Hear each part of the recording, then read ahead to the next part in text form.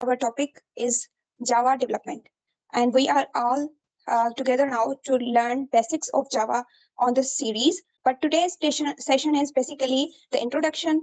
And if you are unable to are unfamiliar with the Java, so you will be familiar with the Java, and if you know about it, and you will be more introduced with it.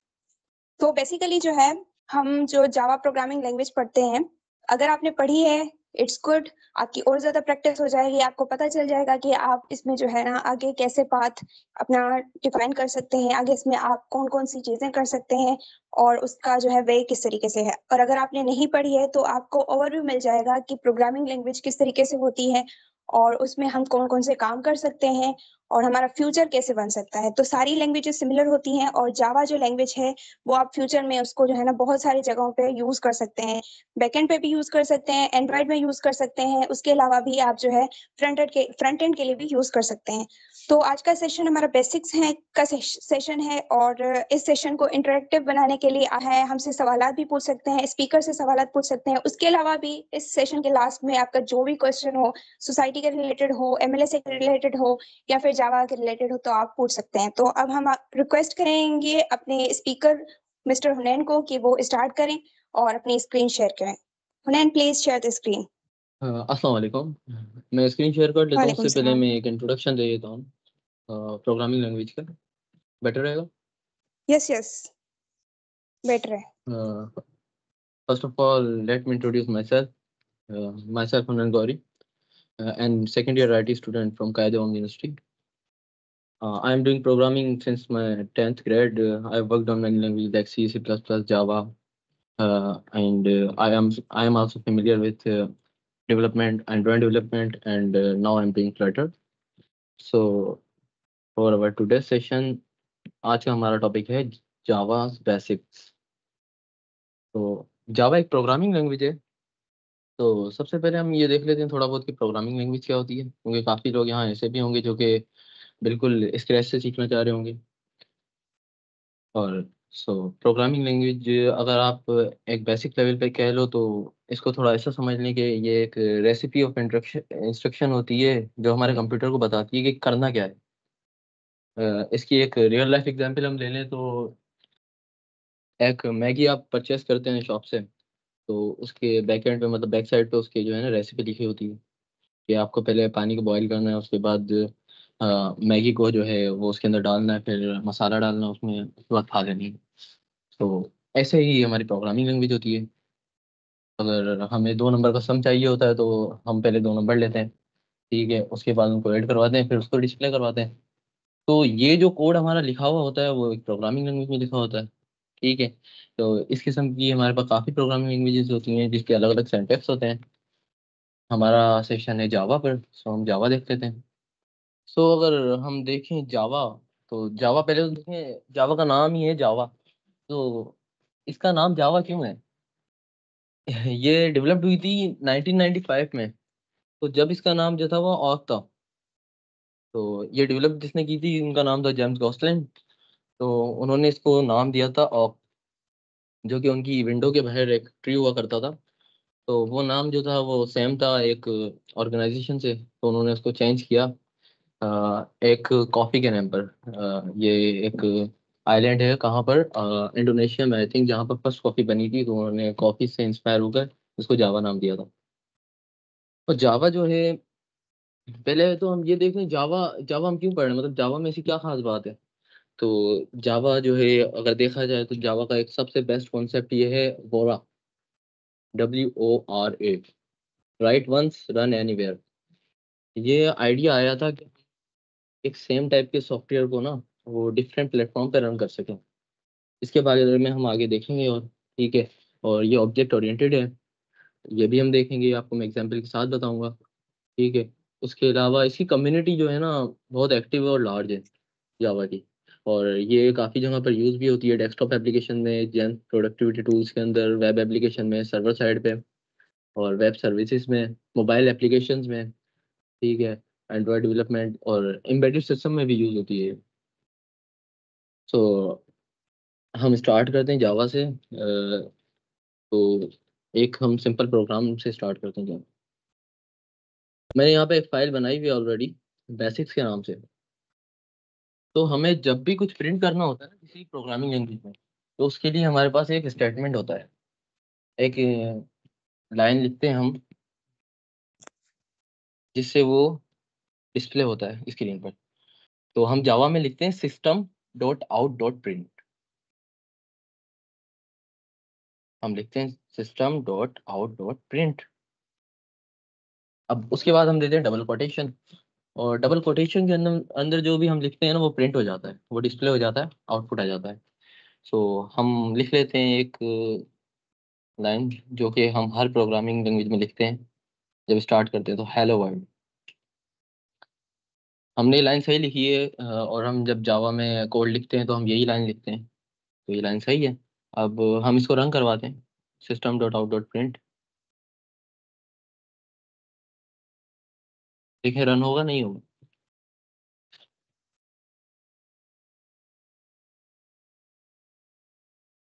Error आ रहा है। Error क्यों आ रहा है? पहले इसको solve करता हूँ। Error इसलिए आ रहा है कि हम जब भी कोई प्रोग्राम लिखते हैं ना, भले वो किसी भी लैंग्वेज में हो पाइथन के अलावा, पाइथन में प्रिंट हो जाता है। बाकी लैंग्वेजेस के लिए हमारे पास जो है ना मेन फंक्शन नाम की एक चीज़ होती है। मेन फंक्शन हमें नीड होती है प्रोग्राम के अंदर एंटर होने के लिए। अगर हमारे प्रोग्राम में मेन फंक्शन ना हो तो फिर ना प्रोग्राम को पता नहीं होता कि एग्जीक्यूशन कहाँ से स्टार्ट करनी है, सबसे पहले लाइन जो है फ्लो कहाँ से स्टार्ट करना है प्रिंट करवाने का। तो चलें फिर हम इसीलिए मेन फंक्शन भी लिख लेते हैं। जावा के अंदर हम मेन फंक्शन लिखते हैं दो तीन वर्ड्स के साथ मिक्स करके। पहले हम लिखते हैं पब्लिक स्टैटिक वॉइड मैन।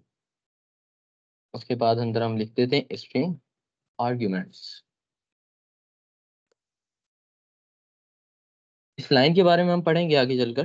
फिलहाल के लिए आप ये समझ लें बस ये मेन फंक्शन है। जो लोग C++ के बैकग्राउंड से आ रहे होंगे उन्हें पता होगा, एक आइडिया होगा मेन फंक्शन क्या होता है। ये इसको आप थोड़ा इस तरह समझ लें कि ये जो है ना एक आइसोलेटेड बॉक्स है। तो एक आइसोलेटेड बॉक्स है, तो आप उसको बॉक्स के अंदर एंटर होने के लिए या कोई भी चीज़ उसके अंदर रखनी है तो उसके लिए आपको जो है ना एंटर होना पड़ेगा अंदर। एक एंट्रेंस गेट चाहिए होगा आपको। ये मेन फंक्शन जो है ना प्रोग्राम के अंदर वही काम करता है, ये आपको एंटर होने के लिए जो है ना एक दरवाज़ा देता है या फिर कोई भी रास्ता देता है, समझ लीजिए। चलें अब रन करवाते हैं। अब तो हमने दे दिया है, अब भी रन नहीं हो रहा। क्यों? याद है मैंने थोड़ी देर पहले आपसे बात कही कि जावा जो है वो ऑब्जेक्ट ओरिएंटेड प्रोग्रामिंग है। तो ऑब्जेक्ट ओरिएंटेड का ये हम पूरी प्रोग्रामिंग कॉन्सेप्ट है ये ऊप का, ऑब्जेक्ट ओरिएंटेड प्रोग्रामिंग। ये हम आगे चल के पढ़ेंगे, इस पे भी हमारा एक सेशन होगा। तो ये बेस्ट करती है कि सॉरी, ये कहती है कि हर एक चीज जो कहते हैं ना, हर एक चीज वो क्लास या ऑब्जेक्ट के अंदर होनी चाहिए, क्लास के अंदर होनी चाहिए। तो हम उसके लिए क्लास लिख लेते हैं। पहले हमने लिखा वर्ड एक क्लास, उसके बाद हमने लिखना है क्लास का नाम जो होगा सेम हमारे फाइल के नाम से। ऊपर देखें, आप अगर देख रहे हैं तो ऊपर आपको नजर आएगा मैंने फाइल बनाई है बेसिक्स के नाम से, ठीक है। और मैंने क्लास का नाम भी बेसिक्स ही दिया है, ठीक है। आप यहाँ देखें, अभी आप फाइल में देखें, सिर्फ आपके पास जो है ना वो जावा की फाइल नजर आ रही होंगी, ठीक है। अब हम इसको कंपाइल करते हैं। अभी हम इसको कंपाइल करते हैं। कंपाइल करने के लिए हम लिखते हैं जावा सी, और फाइल का नाम क्या है हमारे पास, basics.java। ये एंटर किया हमने, ये हो गया कंपाइल। और ये कंपाइल होते ही हमारे पास एक नई फाइल क्रिएट हो गई। ये क्या चीज़ है? ये है जावा का जादू, इसको कहा जाता है बाइट कोड। अब थोड़ा इसके बारे में देख लेते हैं हम कि बाइट कोड क्या होता है। अच्छा, तो इसका इसके लिए ना हमें एक पूरा प्लेटफॉर्म है जेडीके, ठीक है, जावा डेवलपमेंट किट, उसको समझने की ज़रूरत है। जब भी हम जावा का प्रोग्राम रन करते हैं और प्रोग्राम जब भी हम प्रोजेक्ट वगैरह पे काम करते हैं जावा के, तो हमें दो चीज़ों की ज़रूरत होती है। एक आईडीई, इंटीग्रेटेड डेवलपमेंट एनवायरनमेंट, और दूसरी चीज़ होती है अगर हम जावा यूज़ कर रहे हैं तो जेडीके। जेडीके मेन चीज़ है। अगर आप जावा का प्रोग्राम रन कर रहे हैं या आप जावा पे काम कर रहे हैं, या आपके पीसी या डेस्कटॉप के अंदर होनी चाहिए। तो हम देख लेते हैं जावा जेडीके क्या है। जावा डेवलपमेंट किट, इस ये देखें, ये कुछ इस तरह से इसकी विजुअल रिप्रेजेंटेशन होती है। ये इसको एक बॉक्स की तरह ले लें। पहले होता है हमारे पास जेडीके, ठीक है, पहले होता है हमारे पास जेडीके, उसके अंदर हमारे पास होता है जेआरई, ठीक है, उसके बाद हमारे पास उसके अंदर होता है हमारे पास जेवीएम और लाइब्रेरीज और कंपाइलर डिबगर, ठीक है। अब अगर हम देखें इधर इस फ्लो को, जब हमने अपना कोड लिखा, जो हमने फाइल बनाई थी यहाँ पर बेसिक डॉट जावा के नाम से, तो वो हमारा था जावा प्रोग्राम। वो हमने लिखा था सोर्स कोड। सोर्स कोड क्या होता है? सोर्स कोड ऐसा कोड जो प्रोग्रामर लिखे या यूजर लिखे, तो हमने लिखा था सोर्स कोड, ठीक है। अब जेडीके के अंदर जो है ना वो एक कंपाइलर होता है जिसका नाम होता है JIT, just in time compiler. JIT क्या करता है? जावा के हमारे सोर्स कोड को जो है ना वो बाइट कोड में कन्वर्ट कर देता है, ठीक है। तो उसने कंपाइल किया, वो हमारा जो दिया हुआ कोड था यहाँ पर जावा का, वो कन्वर्ट हो गया बाइट कोड में। अब ये जो बाइट कोड है ना, ये आप किसी भी प्लेटफॉर्म पे रन कर सकते हैं।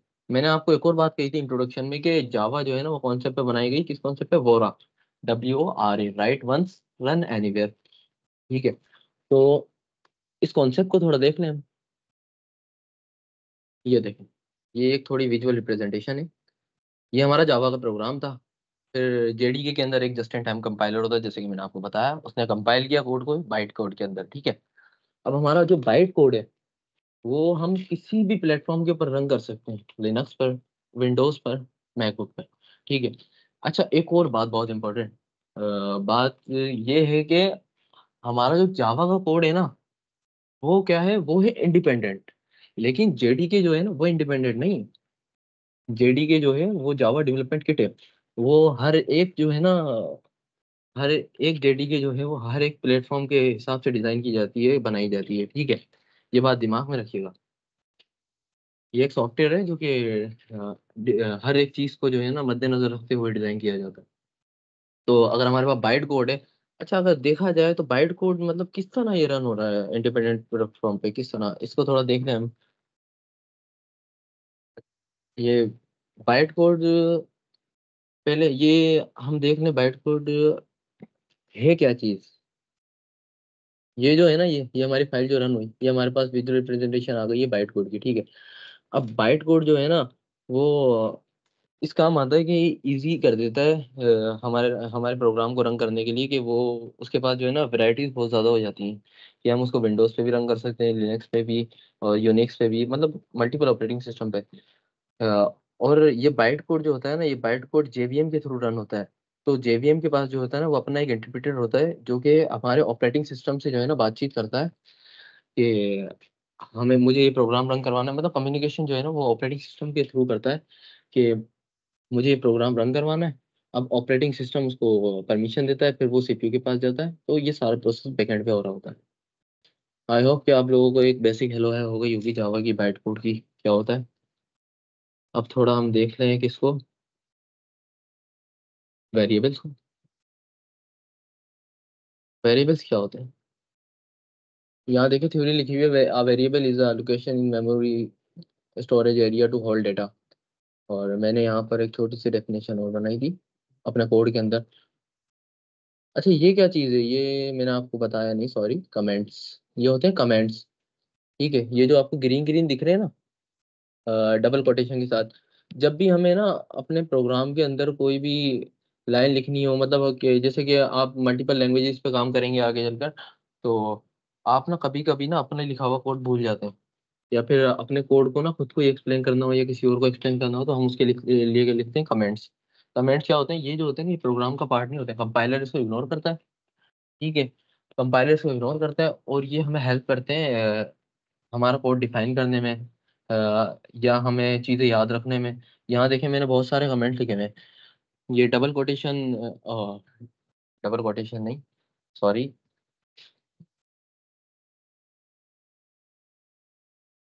ये देखें डेफिनेशन क्या लिखी हुई है यहाँ पर, variable is the name of memory location which store some data, ठीक है।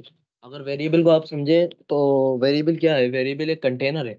जो बच्चे इस क्लास से यहाँ पर होंगे, लड़के होंगे, तो उनको तो नहीं पता होगा मेमोरी लोकेशन क्या होती है, किस तरह अलॉट होती है।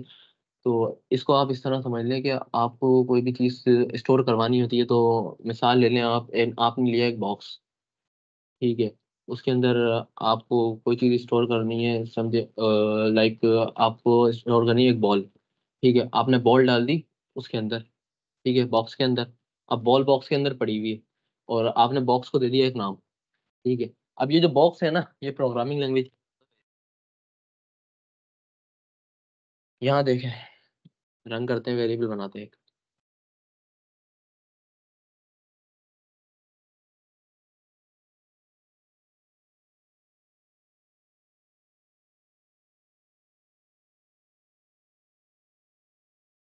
वेरिएबल बनाने का तरीका कुछ इस तरह होता है, हम पहले देते हैं डेटा टाइप। डेटा टाइप, ठीक है। डेटा टाइप क्या होती है? डेटा टाइप ये टाइप होती है, देखिए ये मतलब हमारे पास जो है ना मल्टीपल टाइप्स होती हैं डेटा की। इंटीजर्स हो गई, ठीक है, फ्लोट्स हो गए, करेक्टर्स हो गए, और स्ट्रिंग्स हो गई। ये मेनली दो हिस्सों में डिवाइडेड होती हैं, एक प्रिमिटिव एक नॉन प्रिमिटिव। प्रिमिटिव में हमारे पास आ जाते हैं एरे, इंटरफेस, क्लासेस। और नॉन प्रिमिटिव में हमारे पास आ जाते हैं, सॉरी, एरे, इंटरफेस, क्लासेस। और प्रिमिटिव के अंदर हमारे पास आ जाते हैं basic data types, like int. Int हम रिप्रेजेंट करते हैं इंटीजर्स को, ठीक है। और इंट क्या करता है? इंट जो होता है ना, वो इंटीजर, एज इंटीजर जो है ना अपने अंदर स्टोर करवाता है। अगर आपने डेटा टाइप दे दिया इंटीजर, तो आप उसके अंदर जो है ना फिर कोई करेक्टर या स्ट्रिंग स्टोर नहीं करवाते। हम आगे चल के इसको देखेंगे, ठीक है। ये मैंने आपको सिर्फ थोड़ा सा इंट्रोडक्शन इसलिए दिया कि आप यहाँ पे कंफ्यूज ना हो कि इंटीजर क्या है। हमने यहाँ पे पहले लिखी डेटा टाइप। डेटा टाइप लिखी, डेटा टाइप के बाद हम देंगे नेम। नेम दे दिया हमने क्लास। क्लास नहीं, हाँ, रोल नंबर इक्वल टू 5 6। अब यहाँ पर क्या हुआ? ये 5 6 जो है ना, ये जाकर स्टोर हो गया रोल नंबर के अंदर। रोल नंबर हमारे पास क्या है? एक वेरिएबल है, एक बॉक्स है, जिसके अंदर, जिसको मेमोरी एलोकेट हुई है और जिसने स्टोर कर लिया अपने अंदर क्या, 5 6 को। ठीक है। और जावा के अंदर हमारे पास एक और चीज होती है, लिटरल्स। लिटरल्स क्या होते हैं? ठीक है, ये फिक्स्ड वैल्यूज होती हैं जो कि डायरेक्टली भी लिखी जा सकती हैं कोड के अंदर और असाइन भी की जाती है वेरिएबल्स को। ठीक है, यहाँ पर जो देखें आप, अगर यहाँ पर एक करेक्टर है, ठीक है, करेक्टर हम रिप्रेजेंट करते हैं सिंगल करेक्टर्स को, जैसे कि एक्स हो गया है, सिंपल हमारी अल्फाबेट्स हो गई हैं, या स्पेशल करेक्टर्स जो हमारे पास आते हैं वो हो गए, ऑपरेटर्स हो गए, ये सब करेक्टर्स के अंदर स्टोर होते हैं, करेक्टर्स के अंदर, ठीक है। अगर आप इधर देखें, ये अल्फाबेट जो है ना हमारे पास, ये मैंने करेक्टर लिखा, उसके बाद अल्फाबेट लिखा, उसके बाद इक्वल टू लिखा। अच्छा, इक्वल टू यहाँ पर क्या काम करेगा? इक्वल टू यहाँ पर ये काम करेगा, ये जो एक्स है ना हमारे पास, ये एक्स को उठाकर स्टोर करवा देगा किसके अंदर? अल्फाबेट के अंदर, अल्फाबेट नाम के वेरिएबल के अंदर। और यहाँ पर जो हमने ये एक्स लिखा है ना, ये है लिटरल। ठीक है, इसको कहते हैं लिटरल। और ये अल्फाबेट जो है ना, इसको वेरिएबल भी कहते हैं और आइडेंटिफायर भी कहते हैं।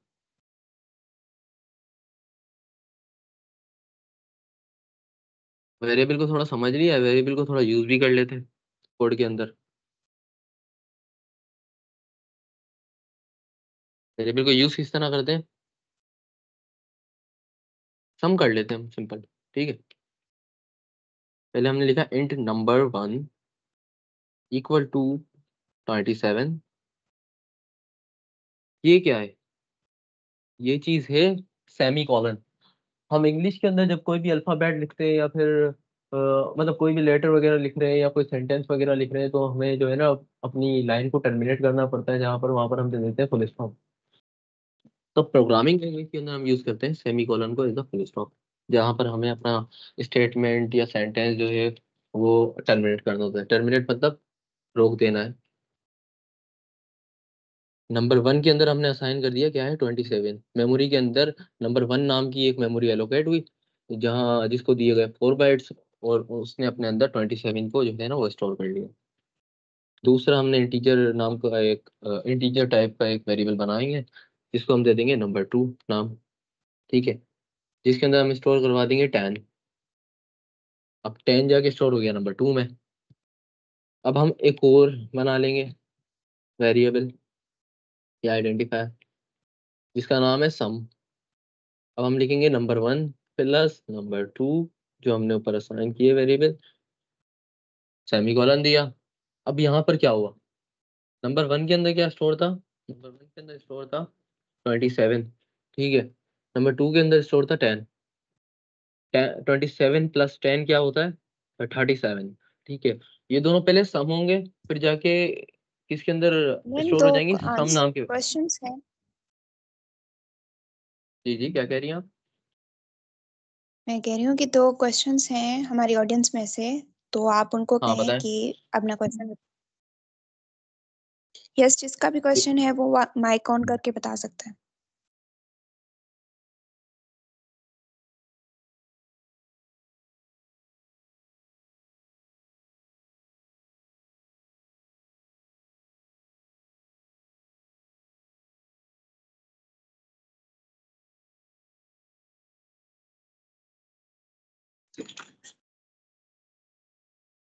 बताएं कौन कह रहा था क्वेश्चन है?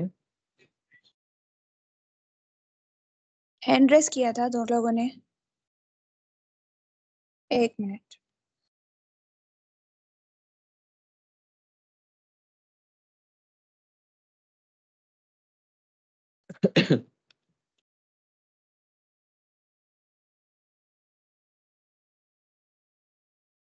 जी अली असगर, आपका अगर कोई क्वेश्चन है तो बताएं, वरना हम आगे मूव ऑन कर जाए।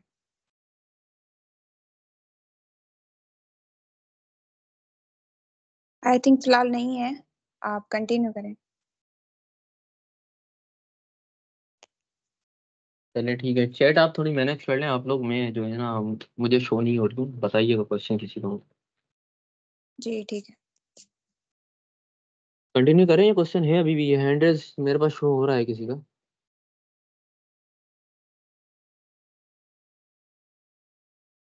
चलिए कंटिन्यू करते हैं। जेबीएम इज इंडिपेंडेंट प्लेटफॉर्म और नॉट।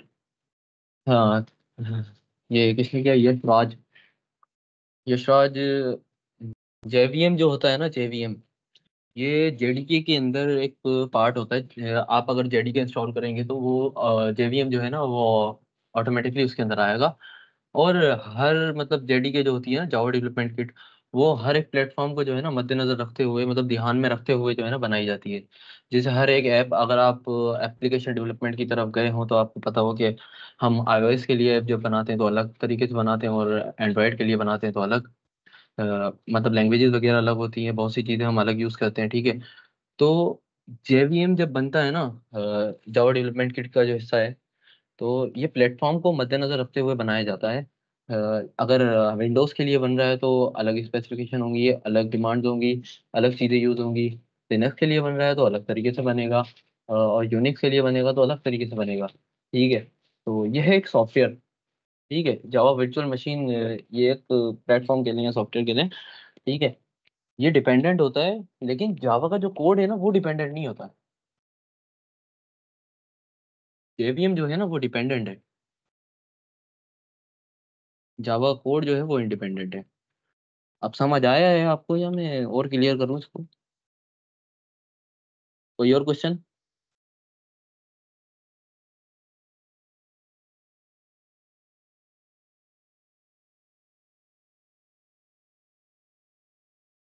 चलें स्टार्ट करते हैं, मेरा ख्याल है क्लियर हो गया होगा ये।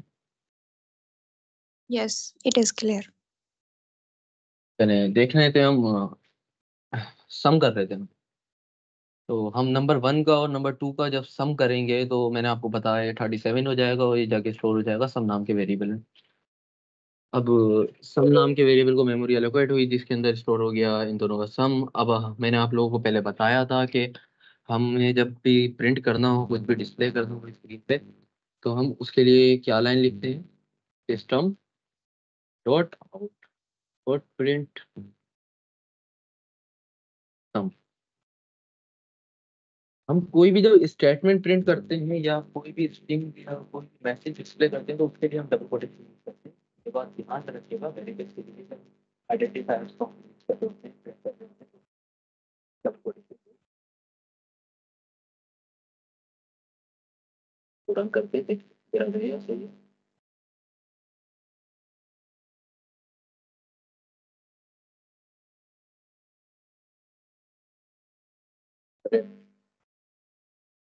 37। सम हमारा 37। अब ये थोड़ा मतलब बोरिंग बोरिंग लग रहा है, तो ना इसको थोड़ा अच्छी तरीके से लिखा जाए। पहले देंगे हम डबल कोटेशन,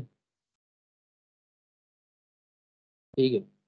उसके अंदर हम लिख देंगे मैसेज कोई भी, हमने लिख दिया सम इज, उसके बाद हमने दे दिया कॉलन। ठीक है, ये मैसेज हम प्रिंट करवाएंगे अपने वेरिएबल के अंदर की वैल्यू के साथ। ठीक है, अब ये इसके साथ मर्ज हो रहा है, तो हम जावा के अंदर जो है ना इसको अलग अलग करने के लिए हम यूज करते हैं प्लस, प्लस ऑपरेटर, जो कि इसको स्ट्रिंग के साथ मर्ज करके प्रिंट करना है।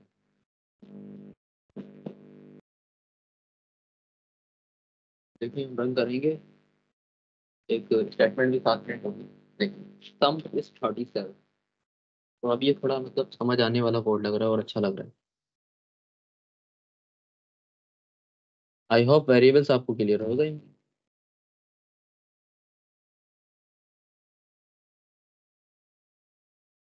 डेटा टाइप को थोड़ा डीप में देख लेते हैं, थोड़ी सी नजर षानी कर लेते हैं डेटा टाइप को। मैं आप लोगों को बताता चलूँ, जावा जो है वो टाइप लैंग्वेज से मुराद क्या है। जब भी हम जावा के वेरिएबल करेंगे या टाइप करेंगे, टाइप करेंगे, काफी लैंग्वेजेस होती हैं type language, type language. Type के अंदर क्या आ जाती है, डेटा टाइप्स आ जाती हैं दो किस्म की। एक होती है प्रिमिटिव, दूसरी होती है नॉन प्रिमिटिव।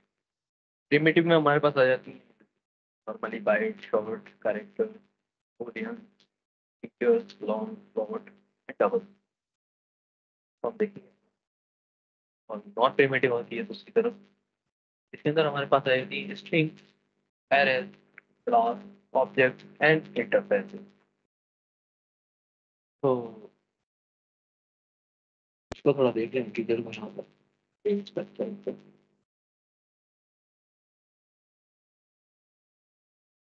int सबसे बेस्ट, int जो है वो आपको ऑनलाइन किया ज़्यादा होगा इंटीजर। इंटीजर की ही टाइप्स होती है ये, जो मैंने आपको पीछे बताई, byte, short, long, double, double नहीं, लॉन्ग, शॉर्ट, तो ये सारी जो की टाइप होती है। इंटीजर बेसिकली क्या होता है, इंटीजर होते हैं 1 2 3 एंड -1 एंड so on। ठीक है, ये जो होती है ना इंटीजर होते हैं। तो जब हम वेरिएबल बनाते हैं, यहाँ देखिए मैं अब इस कोड को ना कमेंट कर दूंगा, मैं इस कोड को कमेंट कर दूंगा। अब हमारा जो कंपाइलर है ना वो इस कोड को इग्नोर करेगा, और हम बात कर रहे हैं किसकी, टाइप, डेटा टाइप की। हम देख लेते हैं टीचर को। टीचर के लिए मैंने आपको बताया पहले हमें टाइप लिखना होती है इंट। इंट उसके बाद हमने लिख दिया, क्या देना, नाम दे देते हैं हम इंटीजर माई इंट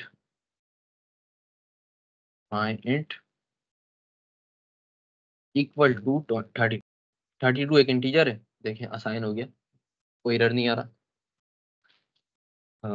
-21 असाइन हो गया, कोई एरर नहीं आ रहा। 2.0 दिया, जैसे ही 2.09 दिया, ठीक है। तो मैं फिलहाल आप अपना माइक कर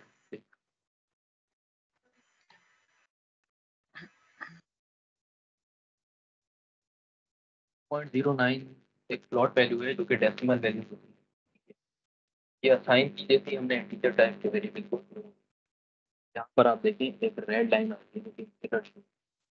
मैंने आपको पहले बताया कि जावा किस टाइप टाइप का, जो टाइप लिखेंगे उसी टाइप के लिए। ठीक है, इंटीजर के अंदर हमारे पास आ जाते हैं ये, और इसके अलावा हमारे पास सेकंड होती है फ्लोट। फ्लोट के अंदर, फ्लोट की एक वैल्यू होती है, कॉमनली हम ज़्यादातर यूज़ करते हैं पाई वैल्यू, 3.142 होती है, जो कि कांस्टेंट होती है। ठीक है,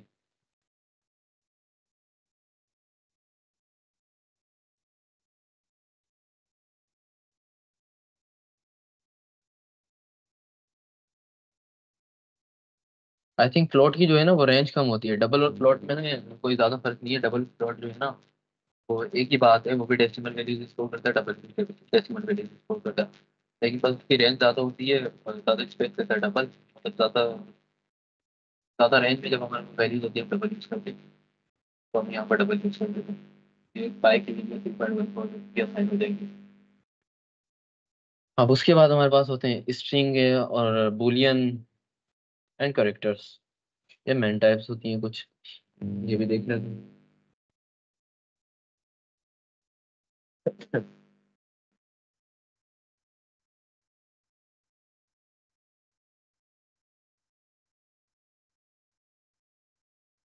ये रही हमारे पास करेक्टर की टाइप। यहाँ क्या स्टेटमेंट लिखी, it's a 16 bit Unicode character. Unicode का क्या मतलब? यूनिकोड का मतलब ये रिप्रेजेंटेशन होती है, मतलब वो तरीका होता है रिप्रेजेंट करने का करेक्टर्स को और वैल्यूज को, जो है ना प्रोग्रामिंग लैंग्वेज में। हमारे पास दो दो टाइप्स होती है mainly, SI, American standard code, I think interchange सब। और एक हमारे पास होती है यूनिकोड। यूनिकोड के अंदर जो है ना हम काफ़ी लैंग्वेजेस जो कि हमारे पास रियलिटी के अंदर यूज होती है, अरबिक, फ्रेंच, इंग्लिश, इस तरह की उसके करेक्टर्स, मतलब उसके सेंटेंस, उसकी वैल्यू, तो वो हम जो है ना वो यूज कर सकते हैं जावा में। इससे मुराद ये value of the character type.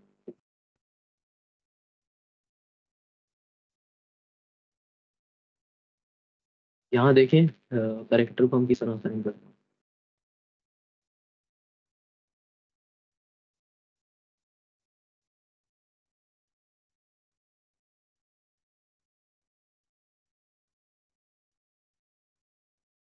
Character alphabet equal to ए दिया। अब यहाँ पे एरर क्यों आ रहा है? यहाँ पे एरर इसलिए आ रहा है, हमने सेमी कॉलन जैसे देंगे उसी एरर का है। ठीक है, ये फुल स्टॉप हो गया। ठीक है, अब ये जो ए है ये सिंगल करेक्टर है, ये जाके स्टोर हो गया अल्फाबेट के अंदर। जैसे ही हमने एक से ज्यादा अल्फाबेट दिया है, ये एरर शो कर रहा है, क्यों? क्योंकि करेक्टर की जो है ना वो रेंज या फिर स्पेस जो होता है ना वो बहुत कम होता है, वो सिर्फ एक ही बाइट होती है। तो या फिर हमारे पास कोई सिंगल करेक्टर, ठीक है। अदरवाइज हम यूज करते हैं स्ट्रिंग। अब यहाँ पर देखें, अगर मैं करेक्टर को रिमूव करके यहाँ पे स्ट्रिंग लिख दूंगा ना, तो एरर गायब हो जाएगा। नहीं, गायब नहीं हुआ, क्यों? क्योंकि स्ट्रिंग को हम मेंशन करते हैं डबल कोट्स में। अब देखें, अब हमारे पास एरर नहीं आ रहा। ये थी कुछ बेसिक्स, ठीक है।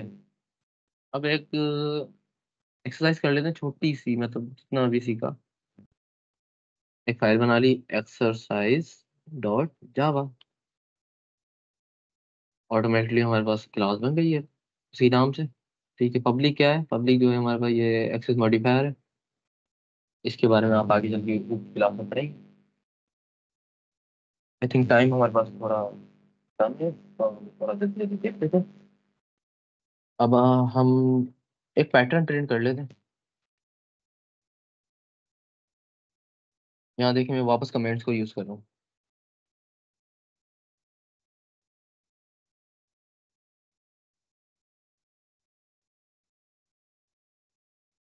ये देखिए, ये पैटर्न हम जो है ना अब नीचे अपने सिंपल कोड में प्रिंट करेंगे। इसके काफी मेथड हो सकते हैं, लेकिन हम जो है ना अभी सिंपल वाला यूज करेंगे। हम लूप्स की तरफ अभी नहीं गए, तो अभी हम सिंपल से प्रिंट करते हैं।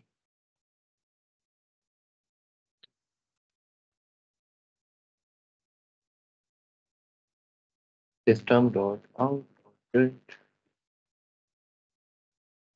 हमने ये सीखा था ना, प्रिंट लिखना है। ठीक है, वापस लिखते हैं, सिस्टम डॉट आउट प्रिंट, दो स्टार्स। अब थोड़ा इसको रन करके देख लेते हैं, रन हो भी रहा नहीं हो रहा। ये रन तो हुआ, लेकिन ये आपको दिख रहा हो, पता नहीं, नहीं दिख रहा हो, ये एक ही लाइन पे आ गए हैं तीनों। अब हमें तो नेक्स्ट लाइन चाहिए। अब हम क्या करें? तो इसके लिए भी हमारे पास एक चीज होती है। उसके लिए हम लिखते हैं system dot out dot print L N, जब हमें नेक्स्ट लाइन चाहिए होती है। तो हमने नेक्स्ट लाइन वापस लिखी। ठीक है, एल एन लिखा तो नेक्स्ट लाइन आ गई। वापस एल एन लिखेंगे, तीन स्टार लिखेंगे, नेक्स्ट लाइन आ गई।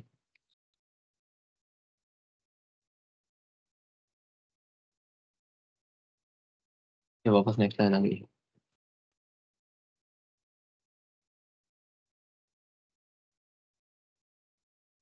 सक्सेसफुल प्रिंट हो गई। मैंने अब थोड़ा सा हम देख लेते हैं इनपुट को, जावा में इनपुट कैसे लें। इनपुट क्या होता है, जो यूजर दे, ठीक है। उसके लिए जो है ना, हम एक पैकेज इंपोर्ट करते हैं सबसे पहले। उस पैकेज का नाम होता है इंपोर्ट। पहले लिखते हैं हम इंपोर्ट, जो कि हम किसी पैकेज को अगर इंपोर्ट कर रहे हो ना, यूज कर रहे हो, तो उसको इंपोर्ट करवाता है कीवर्ड इंपोर्ट।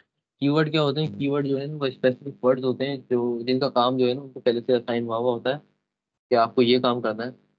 कीवर्ड जिसे कहते हैं, ठीक है। इनको इनका काम पता होता है। अब इंपोर्ट को पता है इसको क्या करना है। इसके लिए पैकेज होता है जावा डॉट यूटिल डॉट स्कैनर, ठीक है। ये हमारे पास एक पैकेज इंपोर्ट हो गया। अब ये पैकेज क्या है, इसकी एक थोड़ा सा समझ लेते हैं। ये जो है ना, ये कहीं पे कोड लिखा हुआ है, बस इसको इस तरह समझ लें। उसको हम इंपोर्ट करके यूज करें। अब हमें एक ऑब्जेक्ट बनाएंगे।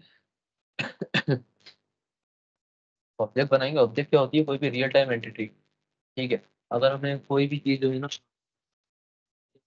कोई भी चीज हमें यूज करनी है प्रोग्राम के अंदर, तो एक ऑब्जेक्ट बनाएंगे। पहले हमने लिखा स्कैनर, उसके बाद उसको नाम देंगे। मैंने नाम दे दिया इनपुट, आप कुछ भी दे सकते हैं। फिर इक्वल टू न्यू। ये न्यू क्या होता है, ये कीवर्ड है ये भी, ठीक है। इसका काम क्या है, मेमोरी एलोकेट कर देना। न्यू जो है ना, सिस्टम के अंदर जाकर इस ऑब्जेक्ट को जो है ना, अब जो भी काम होगा उसको एक मेमोरी एलोकेट कर देना, नहीं, ठीक है। इन इनपुट न्यू स्कैनर, अंदर लिखेंगे हम सिस्टम डॉट इन। हमारे पास ऑब्जेक्ट रेडी हो गया अपना, ठीक है। अब हम लिखेंगे सिस्टम डॉट आउट और प्रिंट। या पहले हम इसको रहने देते हैं, पहले हम डायरेक्ट जो है ना इनपुट ले लेते हैं। पहले फिर हमने लिखी उसकी टाइप, जो हम इनपुट लेंगे स्ट्रिंग लेंगे हम। नेम लिखा इक्वल टू, हमने जो यहाँ पर ऑब्जेक्ट का नाम असाइन किया इनपुट, वो लिखेंगे डॉट नेक्स्ट। इसके लिए हम यूज करते हैं नेक्स्ट, ठीक है। Input dot next. अब इसको रन करते हैं। जब हमें स्ट्रिंग इनपुट लेना होता है ना, तो हम उसके लिए यूज करते हैं नेक्स्ट। एक फंक्शन होता है, ठीक है, मेथड होता है। अब ये देखिए हमारा कर्सर यहाँ पे रुका हुआ है। ये हमें पता ही नहीं चल रहा क्यों रुका हुआ है, मतलब थोड़ी देर का कंफ्यूजन हो जाती है। ये आगे नहीं बढ़ेगा जब तक इसको इनपुट नहीं देंगे। ये इनपुट लेने के लिए रुका हुआ है। मैंने इसको इनपुट दिया होने दो। अब क्या हुआ, इसने इनपुट ले लिया है। इससे आगे हमने कुछ लिखा ही नहीं था, कुछ किया भी नहीं। तो हम इसको थोड़ा बहुत मतलब एक सेंसिबल बना लेते हैं अपने कोड को। इसके अंदर हम लिखते हैं पहले एक डिस्प्ले करवा लेते हैं कुछ। उसके अंदर हम लिखते हैं एक मैसेज प्रिंट करवा लेते हैं। पहले इंटर योर नेम। अब पहले ये मैसेज प्रिंट होगा, फिर हमसे इनपुट लेगा। उसके बाद हम क्या करते हैं, थोड़ा सा जो है ना अपने कोड को और एफिशिएंट बना लेते हैं। प्रिंट एलन न्यू लाइन के लिए, ठीक है, हम इधर एक मैसेज लिखते हैं योर नेम, कॉलन देते हैं। उसके बाद प्लस की साइन मैंने आपको बताया। उसके बाद हम अपना वेरिएबल वापस लिख लेते हैं। अब थोड़ा हम प्रिंट करके देखते हैं क्या हो रहा है। ये देखिए यहाँ पे एक लाइन प्रिंट हुई। पहले इंटर योर नेम। अब पता चल रहा है ये कर्सर क्यों लिखा हुआ है, ये नेम इनपुट लेने के लिए रुका हुआ है। मैंने दिया इसको नेम, इसने प्रिंट करवाया योर नेम, ठीक है। अब वापस रन करते हैं। मैं अपना फुल नेम देना चाह रहा हूँ इसमें, जो कि थोड़ा बड़ा है। मैंने इसको दिया अपना फुल नेम, महमूद अली हुनैन। इसने क्या किया, मतलब ये तो काम ही नहीं करना। मसला हो गया। सबसे पहले आपने घबरा, ठीक है। ये देखें यहाँ पे हमने ये जो यूज किया था, हम क्या, ये हमने यूज किया था सिंगल टोकन के लिए। सिंगल टोकन या सिंगल जो है ना वर्ड जो है ना, ये इनपुट लेगा। और अगर हम इसके आगे लिख दें, हमें जब एक पूरा सेंटेंस लाइन या फुल नेम वगैरह एक से ज्यादा वर्ड है जो इनपुट लेना है, तो हम उसके आगे लिख देंगे नेक्स्ट लाइन, ठीक है।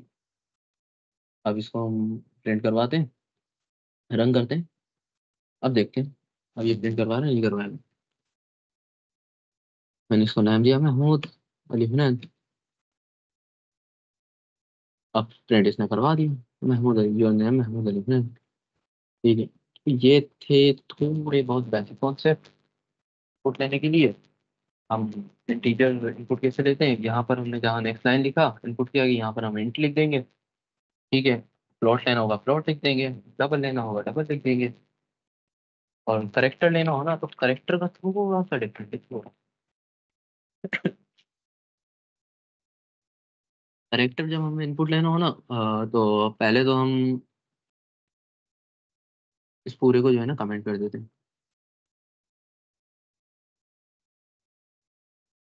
हम एक पहले टाइप लिखते हैं करेक्टर ऑपरेटर।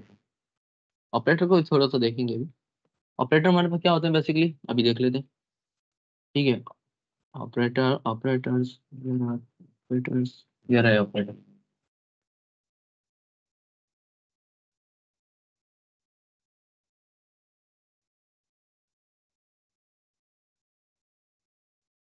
यार थोड़ा सा मैं आपको इसे ओवरव्यू दे देता हूँ। ऑपरेटर्स हमारे पास क्या होते हैं, सिंपल अरिथमेटिक होते हैं, जो मैथ में पीछे बेसिक में आपने पढ़ कर आए होंगे।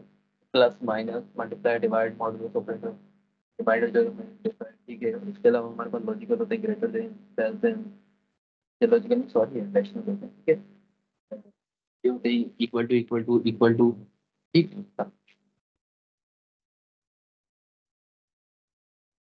ऑपरेटर नाम का हमने वेरिएबल बनाया, तो मैंने नो नहीं लिखना था, सॉरी गलती हो गई। उसके बाद मैंने लिखना है हमारे यहाँ ऑब्जेक्ट का नाम जो हमने साइन किया, इनपुट। उसके बाद मैं इसको दूंगा input dot next character eight. यहाँ एरर इसलिए आ रहा है, मैंने यहाँ पे डॉट नहीं दिया।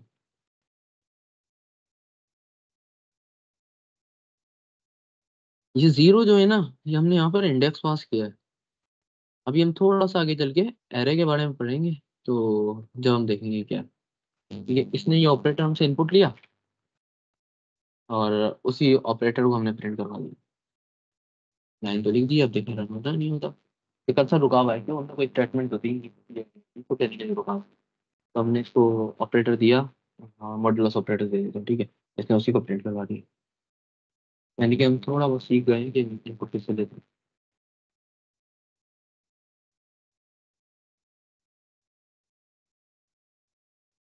आई थिंक ये मेरे नेटवर्क का थोड़ा कनेक्शन इशू है, जब ये वेबसाइट हो गई है। पहले जितनी जल्दी हम यहाँ पर कुछ और देख लेते हैं। हम देखते हैं, अब हम आ जाते हैं कंट्रोल फ्लो स्टेटमेंट पर। यहाँ तक किसी का कोई क्वेश्चन हो तो वो पूछ सकता है, कि आगे चले हम।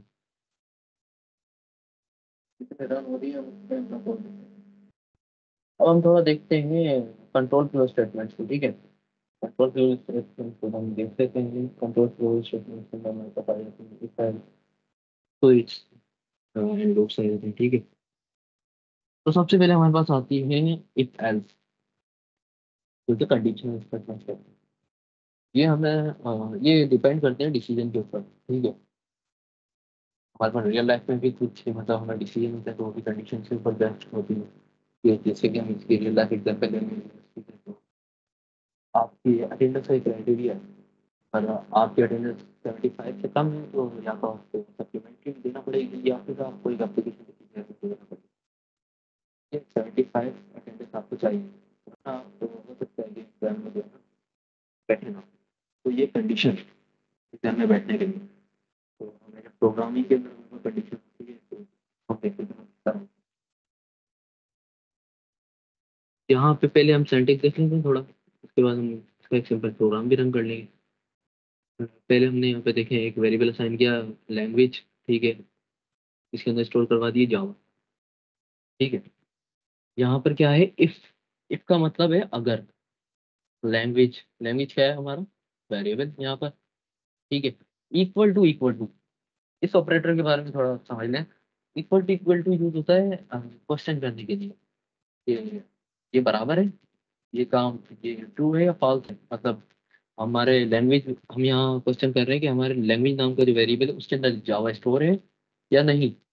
अगर स्टोर है तो हमारी इस ब्रेसेस के अंदर जो स्टेटमेंट लिखी हुई है वो काम कर दें, अदरवाइज आगे मूव हो जाए। ठीक है, अगर अगर मिसाल के तौर पे हम यहाँ पे जावा नहीं लिखते हैं, फिलहाल के तौर पे हम लिख देते हैं ए, ठीक है। ये हमारी जो इफ वाली कंडीशन है ना, ये रॉन्ग हो गई, ठीक है। अब जब ये रॉन्ग होगी तो क्या होगा, तो ये जाएगा एलसिफ के पास। एलसिफ के पास चेक करेगा ए वाला ये जो ए हमने इसको वेरिएबल दिया है, और एक अल्फाबेट दिया है, वो लैंग्वेज के अंदर स्टोर है और वो इक्वल है पाइथन के, नहीं। एलसिफ भी चेक करेगा। एलसिफ चेक होता है इसके बाद। इसका मतलब है अगर, एलसिफ का मतलब है अगर ऊपर वाला नहीं तो मुझे चेक करो, ठीक है, एलसिफ कहेगा। तो नीचे वाली कंडीशन चेक होगी पाइथन, ये रॉन्ग हो गई, ये भी रॉन्ग हो गई, ठीक है। ये इसके ब्रेसेस के अंदर जो लिखा हुआ है वो काम भी नहीं होगा। उसके बाद कंट्रोल आ जाएगा किसके पास, एल्स के पास। यानी कि ऊपर वाली सारी कंडीशन अगर मेरी रॉन्ग हो जाए तो नीचे जो एल्स के अंदर लिखा हुआ है ना, वो प्रिंट हो जाए, ठीक है। इफ एल्स लिखने का तरीका जो है वो तकरीबन मोस्टली लैंग्वेजेस के अंदर सेम होता है, ठीक है। तो हम थोड़ा इसको देख लेते हैं। ए हमने लिखा, अब रन करते हैं थोड़ा।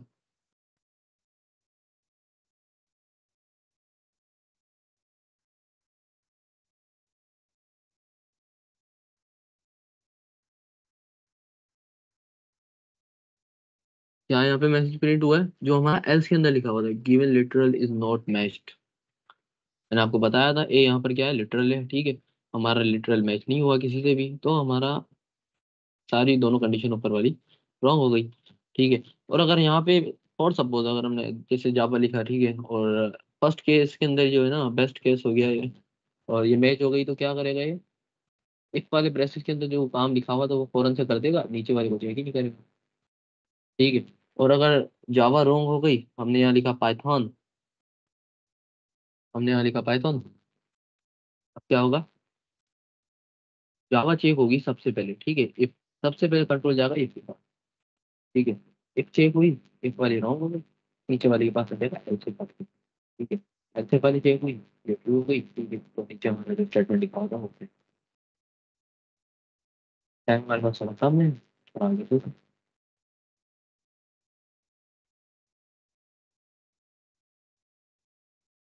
इफ एल्स के बाद हमारे पास आ जाती है स्विच स्टेटमेंट।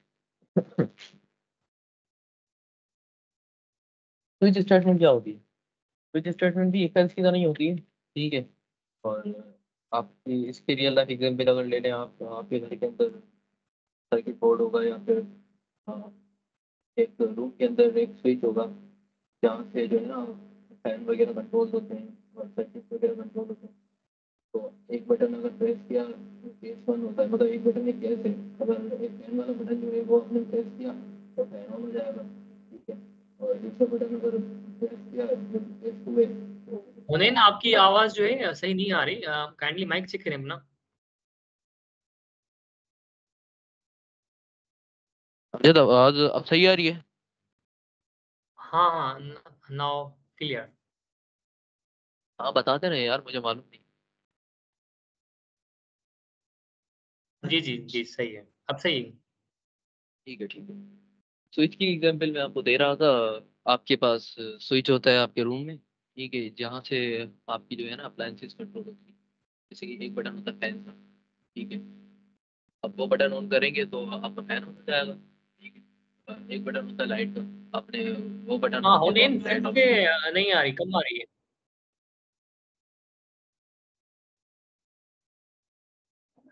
देखिए अब सही आ रही है। हाँ अब सही है, अब सही है, ओके।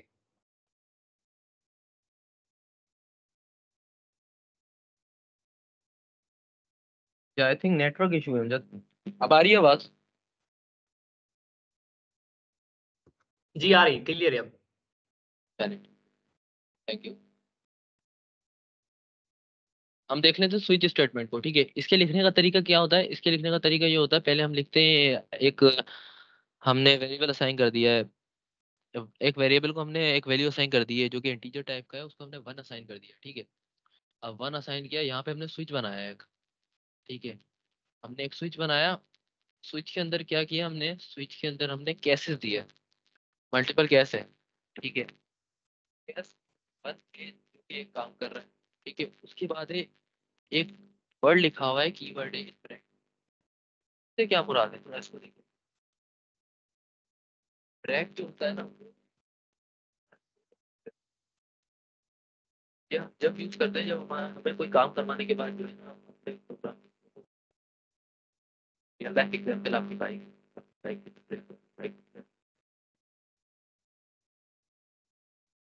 इसको थोड़ा सा सेटिंग्स हम समझते हैं। पहले हम लिखते हैं कीवर्ड स्विच। हम जो मेरी स्क्रीन सही डिस्प्ले हो रही है, मतलब सही दिख रहा है? हाँ हाँ, स्क्रीन ओके है। कभी थोड़ा आवाज जो है बस धीमी आ रही है, बाकी हर चीज ओके है।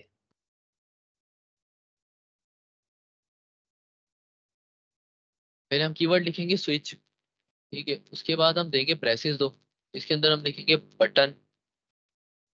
बटन हमारा क्या है, ऊपर मेंशन किया है हमने, हमारा एक वेरिएबल है, ठीक है। हम पैरेंथेसिस के अंदर जो है ना, वो दे देंगे बटन कीवर्ड जिसके ऊपर काम हो रहा होगा। अब इस बटन के ऊपर काम हो रहा है, अब हमारा पूरा स्विच है ना, वो इसके ऊपर डिपेंड करता है बटन के ऊपर। अब हमारे पास ये जो दो कर्ली ब्रेसेस है ना, इसके अंदर हम जो कोड लिखेंगे उस पर जो है ना हमारा फ्लो और कंडीशन जो है ना वो इम्प्लीमेंट हो रही है। अब हमने लिखा पहला केस, केस, उसके बाद हमने दे दिया वन। अच्छा एक और बात, आप जो है ना कैसेस जो है ना वो आप या तो इंटीजर दे सकते हैं या करेक्टर दे सकते हैं, इसके अलावा आप कुछ भी नहीं दे सकते। हम एक इंटीजर्स का कर लें, ये कोड लिखा हुआ है, मैं इसको इसलिए रिमूव नहीं कर रहा, हमारे पास टाइम तंगी है। उसके बाद हम एक अल्फाबेट बना, केस वन हमने दिया, तो उसके आगे हमने कॉलन देके एक स्टेटमेंट लिख दिया, सिस्टम डॉट आउट। उसके बाद हमने दे दिया ब्रेक, यानी कि केस अगर ये 1 मिनट हो जाए तो उसके बाद ब्रेक कर देना, ठीक है। उसके बाद इसी केस में केस डिफॉल्ट, डिफॉल्ट क्या है, पिछले पिछले प्रोग्राम के अंदर एल्स इफ पढ़े, ठीक है। ये एल्स जो थे, तो वहाँ पे जब हमारा कोई भी केस मैच नहीं हो रहा था या फिर कोई भी कंडीशन मैच नहीं होती थी, तो वहाँ पे हमारे पास प्रिंट होना था क्या, एल्स। तो ये डिफॉल्ट जो है ना, इसको आप समझते हैं एल्स। इसको रन करते हैं। हमने बटन को क्या असाइन किया था, वैल्यू वन। पहले ही केस में वन मैच हो गई, वन प्रिंट हो गया, ठीक है।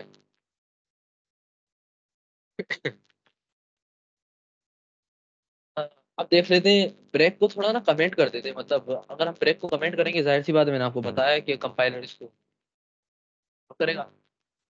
क्या होगा अगर हम ब्रेक ना लिखें, क्या हुआ, वन भी प्रिंट हो गया, टू भी प्रिंट हो गया, ये तो गलत हो गया। तो यहाँ पे जब ब्रेक नहीं था ना, तो उसने ब्रेक लगाया नहीं, उसने केस टू को भी प्रिंट कर दिया, और अगर केस टू के बाद भी ब्रेक नहीं हो तो केस थ्री भी प्रिंट, केस टू के बाद ब्रेक था इसलिए प्रिंट किया, ठीक है। अब हम डिफॉल्ट को देख लेते हैं किस तरह काम कर रहा है। यहाँ पे हमने दे दिया फोर, फोर नाम का हमारे पास कोई केस ही नहीं है, केस फोर कोई है ही नहीं, तो यहाँ पे क्या होगा, what are you doing man, ये कह रहा है भाई क्या कर रहे हो भाई, क्या हो गया।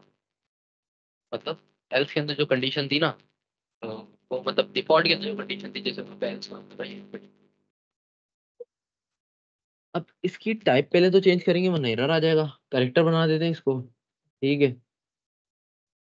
ALP, alphabet, short form.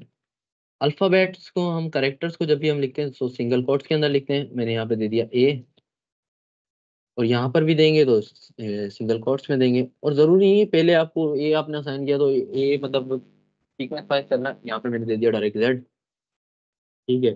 यहाँ पे मैंने दे दिया एफ, यहाँ मैंने दे दिया ए।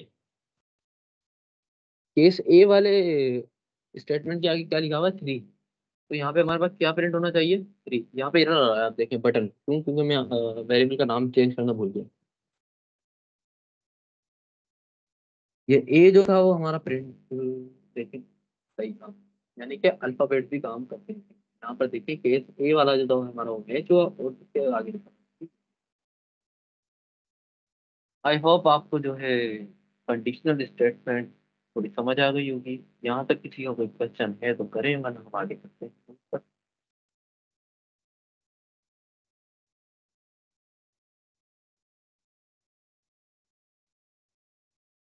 कोई क्वेश्चन नहीं?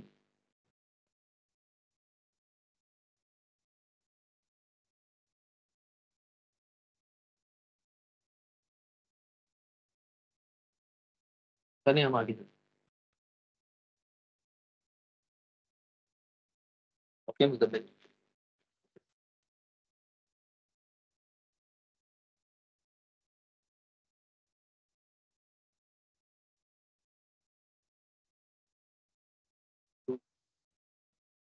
आई थिंक किसी का क्वेश्चन नहीं है।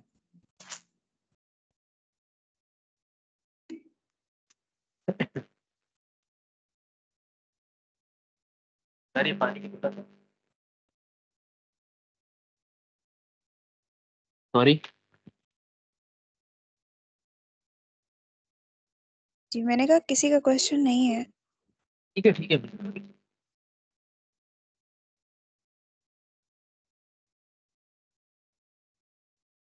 लूप्स क्या होते हैं? ये वर्ड आपने हो सकता है सुना अपनी लाइफ, एक ही चीज को बार बार दोहराना। ये रियल लाइफ में भी होती है। ये लूप चल रहा है, इसके अलावा मेडिसिन एक्टिविटीज भी करते हैं, लेकिन पीछे से चीजें जिन पर लगाना है तो हमें हर हाल में करना है, जो हमें हर हाल में करना है। लूप उसे ही कहते हैं। अब in computer programming loops are used to repeat a block of code. मतलब कि हमारे अगर कोई काम है ऐसा जो हमें बार बार करना है, बार बार करना है, तो उसके लिए ना अपने खुद को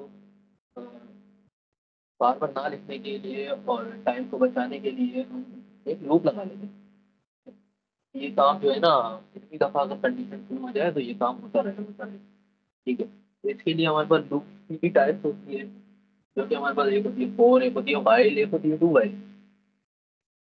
तो और एक हमारे पास एडिशनल होती है, जो कि हम एरर समझने के बाद समझेंगे, जो काम ही एरर करती है।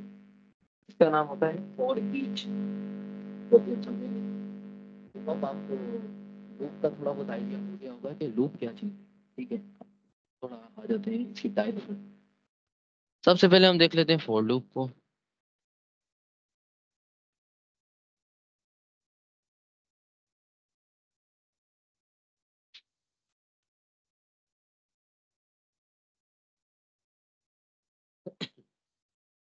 मेरी क्लियर है? अलग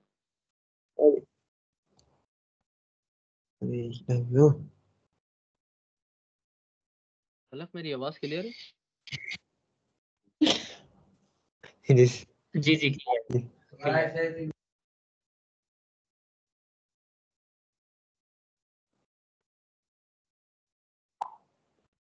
चलिए फॉर लूप को हम देख लेते हैं।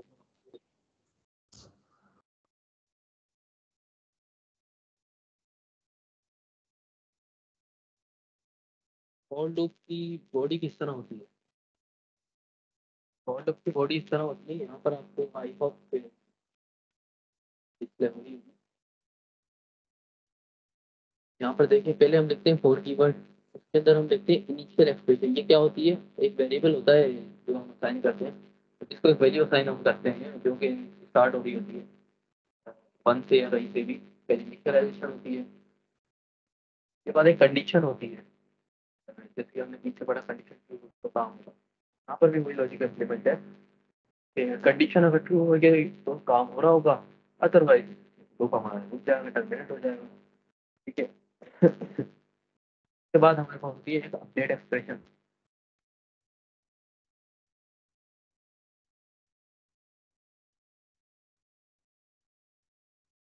तो थोड़ा हम लिख लेते हैं ज़्यादा बेटर हो। पहले हम कीवर्ड लिखेंगे फोर। ठीक है, उसके बाद टाइप, मैंने आपको बताया इंट जावा एक टाइप लैंग्वेज है। ठीक है, इंट आई। ठीक है, जरूरी नहीं है आप आई दें, लेकिन ये एक प्रोग्रामिंग, ज्यादातर प्रोग्रामर जो है वो ये यूज करते हैं आई के। आप यहाँ पे कुछ भी दे सकते हैं, मैं यहाँ पे अपना नाम भी दे सकता हूँ। देखिए इंट हुनैन इक्वल टू वन। ठीक है, अब यहाँ पे कंडीशन देंगे हुनैन जब तक लेस देन रहे और इक्वल टू रहे 10 से। ठीक है, अब यहाँ पे हम कर देंगे हुनैन प्लस प्लस।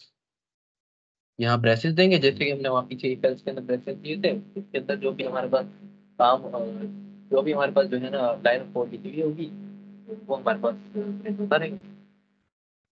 मैं यहाँ पर ऐसा करता हूँ, हुनैन नाम के वेरिएबल के अंदर जो वैल्यू है ना बार बार वही प्रिंट करवा देते हैं। ऐसा करते प्रिंट एलन नहीं लिखते, प्रिंट ओनली प्रिंट लिख लेते हैं। उसके बाद हुनैन को प्रिंट करवाते हैं प्लस एक स्पेस प्रिंट करवा देते हैं ताकि स्पेस आ जाए।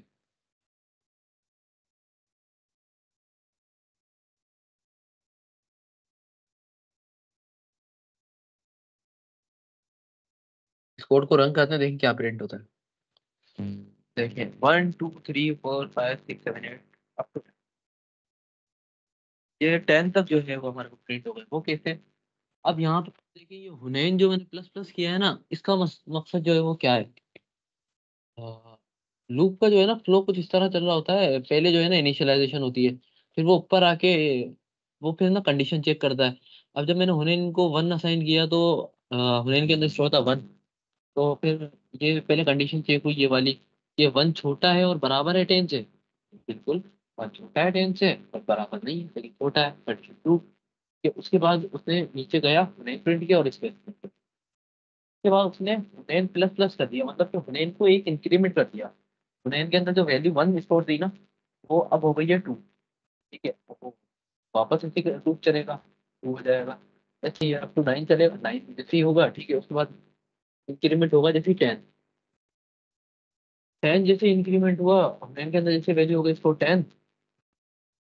अब इसने कंडीशन चेक की, 10 < 10 छोटा नहीं है लेकिन हाँ बराबर है 10।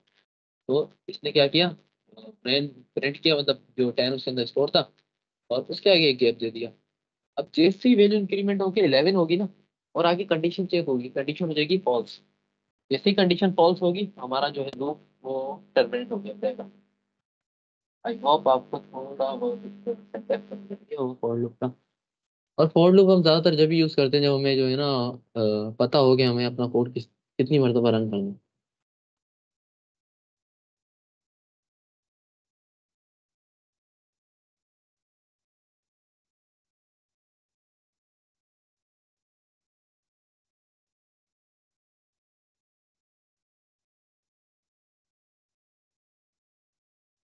उसके बाद हमारे पास होता है while loop।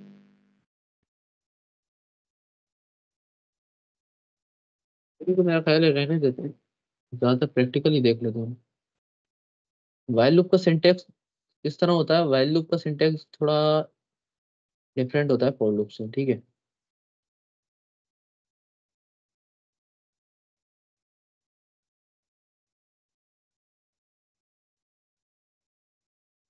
यहाँ मैंने इसको कमेंट किया हुआ है, यहाँ मैं इसको कमेंट से हटाता हूँ।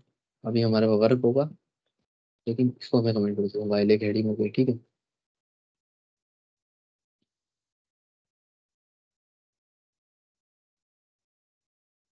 अब यहाँ देखिए सबसे पहले जो है ना, ये वहाँ हम फॉर के अंदर इनिशियलाइज करते थे वेरिएबल को, लेकिन हम यहाँ फॉर के अंदर नहीं करेंगे, यहाँ हम फॉर के बाहर करेंगे। ओ सॉरी, वाइल के बाहर करेंगे।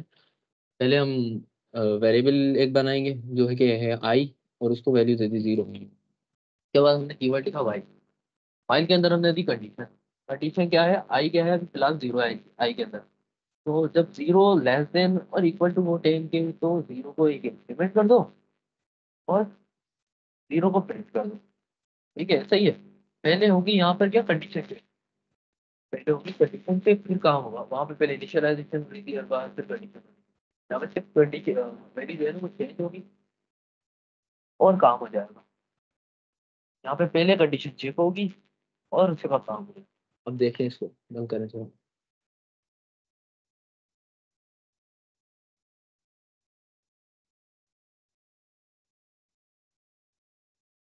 ये क्या हुआ? हाँ यहाँ मिस्टेक है, क्योंकि सिस्टम जो है ना, system dot out dot print ये बाहर लिखा हुआ है। तो हम लिखेंगे पहले अंदर। इसका सिंटेक्स कुछ इस तरह होता है।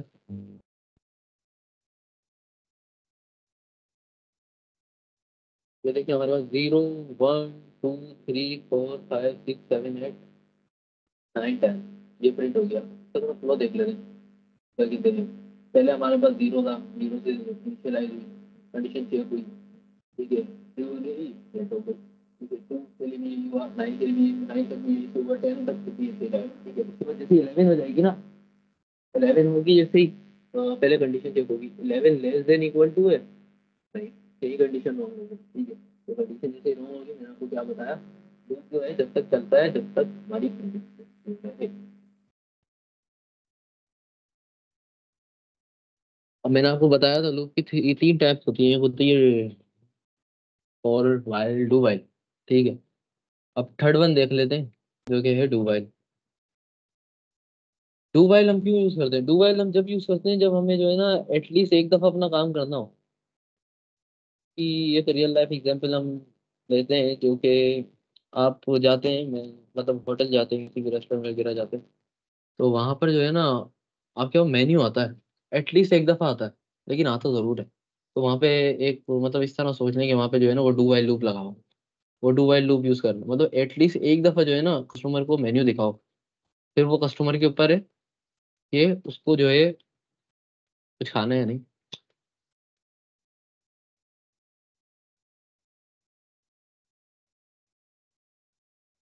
डू वाइल लूप का सिंटेक्स जो है ना वो कुछ डिफरेंट होता है वाइल लूप से। अब अगर देखा जाए डू वाइल को, यहाँ पे पहले क्या हो रहा है, यहाँ पे पहले काम हो रहा है, यहाँ पे पहले इनिशियलाइजेशन हो रही है आई इक्वल टू 0, ठीक है। उसके बाद काम कर दो, कंडीशन चेक नहीं करो, ये हमारा काम कर दो पहले। क्या करना है आपको? आपको क्या करना है पहले, हमें हमारा जो स्टेटमेंट है वो प्रिंट कर देना है, जो कि क्या है, system dot out dot print, और आई को प्रिंट कर देना है हमारे। आई को पहले हमने 0 से इनिशियलाइज किया, उसके बाद आई को हमने प्रिंट किया, उसके बाद आई की कंडीशन चेक हो रही है, आई की कंडीशन चेक हो रही है, उसके बाद जाके इंक्रीमेंट हो रहा है। अब अगर हम यहाँ पे देखें, पहले तो हम इसको रन करते हैं, ठीक है। पहले तो हम इसको रन करते हैं, ये तो सही रन हो गया है, ठीक है। 1 0 से लेके 10 तक रन हो गया।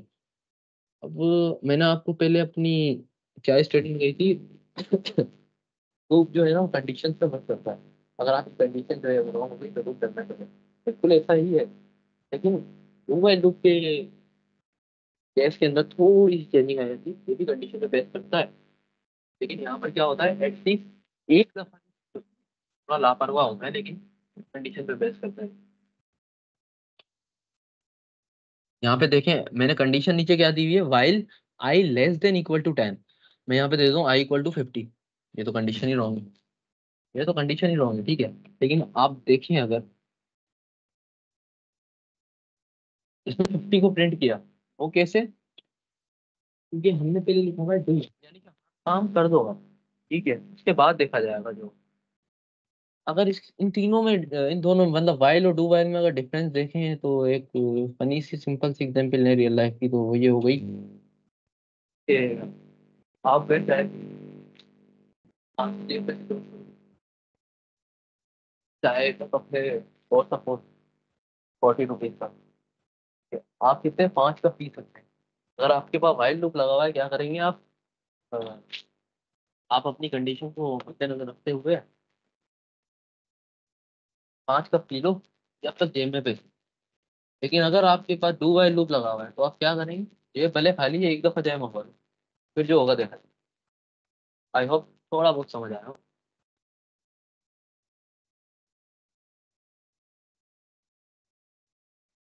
जहां तक किसी को कोई क्वेश्चन लूप से रिलेटेड,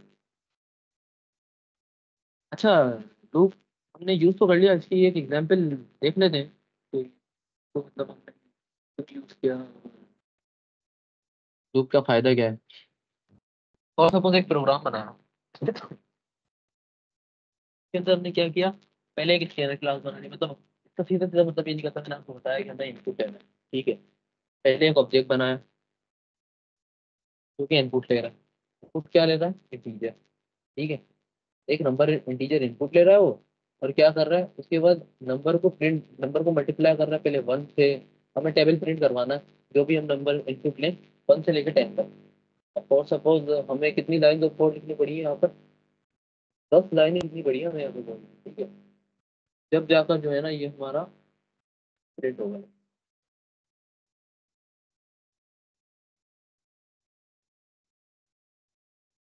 यहाँ पर कुछ गलती है, एरर शो नहीं कर रहा है, लेकिन मिस्टेक बता रहा है। आई थिंक ये किसी कंपाइलर इशू है या कोई, ये फाइल मुझे डिलीट करके वापस बनाना पड़ेगी, जब जाकर ये कोई इशू रिजॉल्व होगा। सो ये कोड बिल्कुल सही है, मैं आपको दूंगा, अपने सिस्टम पे चला के चेक कीजिएगा, ये रन होगा। इसमें क्या हो रहा है, पहले हम एक इनपुट ले रहे हैं नंबर, ठीक है।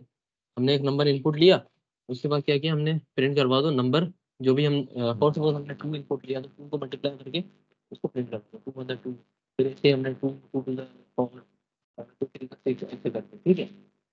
और अब इसको अगर कमेंट करें, ठीक है, और हम देखें हमें लूप कितना यूजफुल रहा है।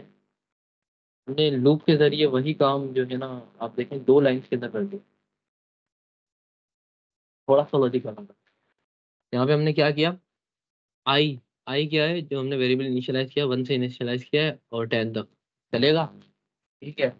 अब क्या करें, नंबर को मल्टीप्लाई करा दे आई से हर बार, मतलब कि कंडीशन चेक हो, अगर ट्रू है तो नंबर को आई से मल्टीप्लाई करवा दे।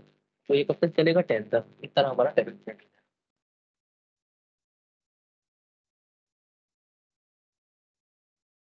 इससे आपको थोड़ा बहुत आइडिया हो गया होगा कि लूप हम क्यों यूज करते हैं। हमारे पास टाइम थोड़ा कम है, वरना मैं आपको एग्जाम्पल खुद राइट करके करवाता। चले हम एरे पे आ जाते हैं। एरे पे हम आ जाते हैं, एरे देख लेते हैं एरे क्या होता है।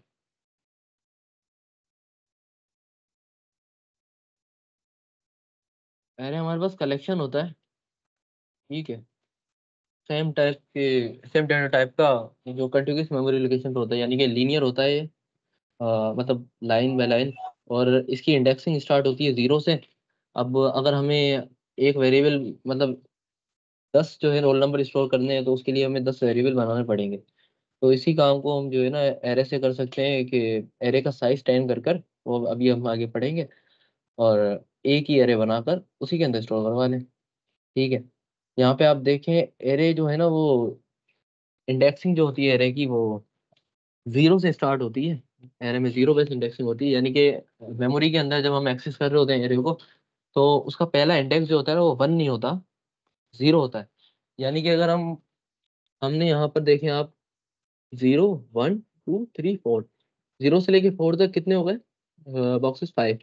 यानी कि हमने एरे की अगर लेंथ 5 दी, तो कितने बॉक्स बनेंगे यहाँ पर मेमोरी में, 0 से लेके 4 तक। यानी कि हम एक्सेस किससे करेंगे, पहले बॉक्स को 0 से। एरे के अंदर 0 बेस इंडेक्सिंग होती है, ये बात याद रखिए। पहले क्लास बनाई एरे नाम की, ठीक है, जहाँ पर एक मेन फंक्शन लिखा। अब एरे को इनिशियलाइज करने का तरीका क्या है। एरे को इनिशियलाइज करते हैं, पहले लिखते हैं टाइप, ठीक है, उसके बाद देते हैं ब्रेसेस, उसके बाद देते हैं उसका नाम, और उसके बाद दे देते हैं हम क्या, उसके बाद दे देते हैं हम जो हमें वैल्यू असाइन करनी हो, या फिर इसको इनिशियलाइज करने का तरीका एक और होता है, तो हम देखते हैं कैसे इनिशियलाइज करते हैं।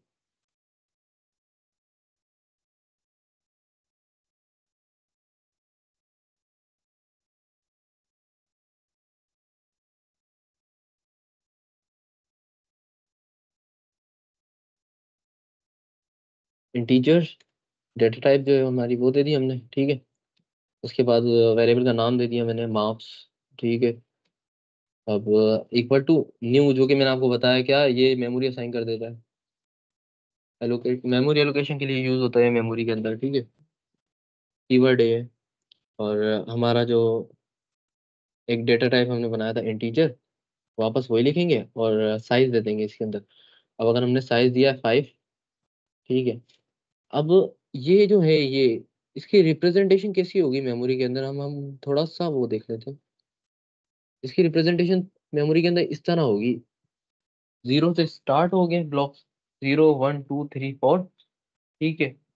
यानी कि इसकी लेंथ कितनी है, 5 बॉक्सेस है, 0 to 4, 0 1 2 3 4। तो ये कुछ इस तरह होगा। अगर हमें अब 0th इंडेक्स के ऊपर कोई वैल्यू असाइन करनी है, तो हम उसको क्या करेंगे, हमने जो नाम दिया है हम पहले वो लिखेंगे, ठीक है, मार्क्स, ठीक है। मार्क्स ऑफ 0, यानी कि 0th इंडेक्स पे जाके स्टोर हो जाए कितने मार्क्स, 89, ठीक है। मार्क्स ऑफ सेकंड इंडेक्स जाके स्टोर हो जाए कितने, 76। अब ये दोनों जाकर मेमोरी के अंदर स्टोर हो जाएंगे, ठीक है।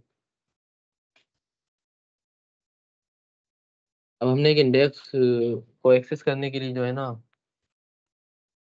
एक प्रिंट स्टेटमेंट लिख ली है, जिससे हम डिस्प्ले करवाएंगे जो भी हमारे इंडेक्स के अंदर स्टोर है। और सपोज हम एक्सेस कर रहे हैं मार्क्स ऑफ 6 इंडेक्स या 5 इंडेक्स, फिर क्या होगा?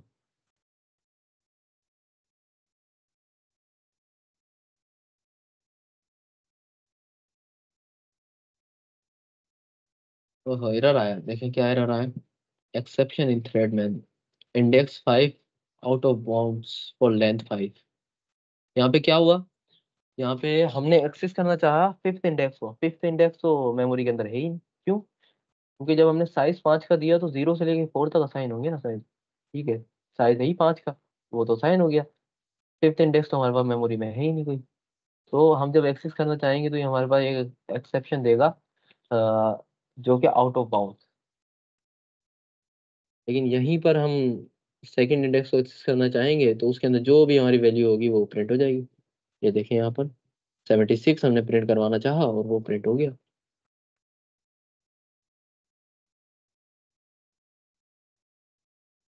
असाइन करने का एक और तरीका है, वो देख लेते हैं।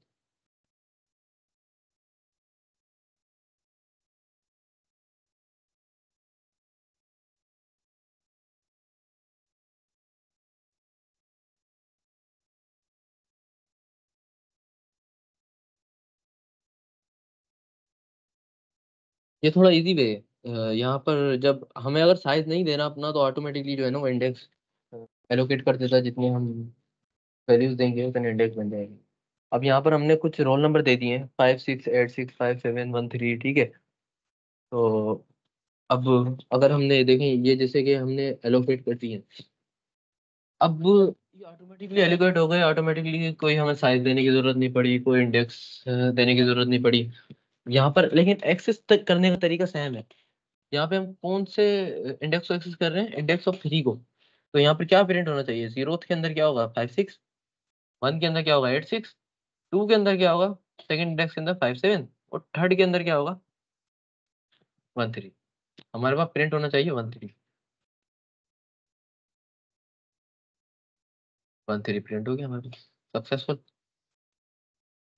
एरे में कोई क्वेश्चन, किसी का कोई क्वेश्चन है एरे के लिहाज से कोई क्वेश्चन हो किसी का? एरे की वैल्यूज को डिस्प्ले कैसे करेंगे, मतलब सारी वैल्यूज को लूप के जरिए? एरे की वैल्यूज को क्या करना है? डिस्प्ले डिस्प्ले मतलब टोटल वैल्यूज, अगर हमें टोटल वैल्यूज इकट्ठी चाहिए हो तो हम कैसे उनको बता सकते हैं? हाँ हाँ, थोड़ा सा आगे चलेंगे ना तो फॉर ईच लूप पढ़ेंगे हम, उसमें देखते हैं। आपके क्वेश्चन का आंसर मैं याद देता हूँ। ओके ओके, हमारे थैंक पास अब अ, हमारे पास एक लूप और होता है, मैंने आपको जैसे कि बताया फॉर ईच लूप, और ये हमारा आखिरी टॉपिक है, ठीक है। इसके बाद एक अनाउंसमेंट भी है जो आखिरी तक रुके उनके लिए। तो फॉर ईच लूप ये मेनली यूज होता है वैल्यू जब हमें फैच करना होती है ना, कलेक्शंस, मतलब जैसे कि एरे हमारे पास एक कलेक्शन है, ठीक है, सेम डेटा टाइप का, मैंने आपको बताया इसके बारे में। तो एरे से हमें जब वैल्यू फैच करना होती है ना, और कम लाइंस ऑफ कोड्स के अंदर, ठीक है, तो हम क्या यूज करते हैं, फॉर ईच लूप को। फिलहाल के लिए जो है ना हम इसको एक्सेस करते हैं किससे, सिंपल फॉर लूप से। फॉर ईच का कोई कॉन्सेप्ट ही नहीं है, फिर आपको थोड़ा सा इजी फील होगा कि हाँ फॉर ईच थोड़ा इजी है। पहले सबसे पहले देखें सॉरी, सबसे पहले देखें, हमने एक डेटा टाइप दी इंटीजर, उसके बाद हमने एक ए आर आर, यानी कि मैंने ये एक वेरिएबल बनाया एरे, ठीक है, जिसके अंदर मैंने कुछ वैल्यूज दे दी है 10 20 30 44 56 76 89, ठीक है। और एक फॉर लूप लगा दिया है जो कि इनिशियलाइज हुआ है 0 से, ठीक है, और कहाँ तक चले, एरे की लेंथ से कम। अगर एरे की लेंथ हमारे पास यहाँ कितनी है, 7, अच्छा एरे की लेंथ हमारे पास है यहाँ पर 7, तो इंडेक्सिंग कितनी होगी 0 से लेके 6 तक, ठीक है। तो एरे की लेंथ से एक कम इंडेक्सिंग होगी, तो मैंने इसलिए आई को 0 से इनिशियलाइज किया है, ठीक है, 0 से इनिशियलाइज किया है और एरे की लेंथ से एक कम इंडेक्सिंग की है, ठीक है। ये जो एरे डॉट लेंथ मैंने लिखा है ना, ये ऑटोमेटिक जो है ना वो लेंथ को जो है ना काउंट कर कर यूज कर लेगा। उसके बाद मैंने इंक्रीमेंट कर दिया अपडेशन। उसके बाद मैंने क्या किया, उसके बाद मैंने स्टेटमेंट एक प्रिंट करवाई है जिसके अंदर एरे ऑफ आई क्या है, आई हमारे पास शो करेगा इंडेक्स को। अब फिलहाल हमारे पास आई अगर 0 है तो 0th इंडेक्स पे जो वैल्यू देगा फिर स्पेस दे देगा, फिर हमारे पास आई इंक्रीमेंट होकर 2 हो जाएगा, फिर ऐसे करते करते करते करते। अब देखें, ये देखें एलिमेंट्स ऑफ एरे ये प्रिंट हो गए, ठीक है। अब यहाँ पर हम इस लूप को कर देते हैं कमेंट आउट,